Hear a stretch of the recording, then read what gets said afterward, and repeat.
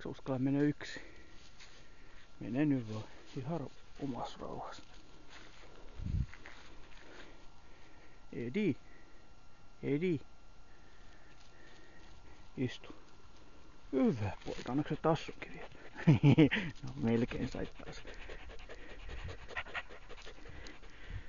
Ystäväni Edi. Niin. Se on hieno koira. Hyvä se koira se on. Ei mitään valittamista. Joskus vähän omituinen. Villiintyy liikaa. Silloin suututaan. No mikä sulla nyt kutittaa?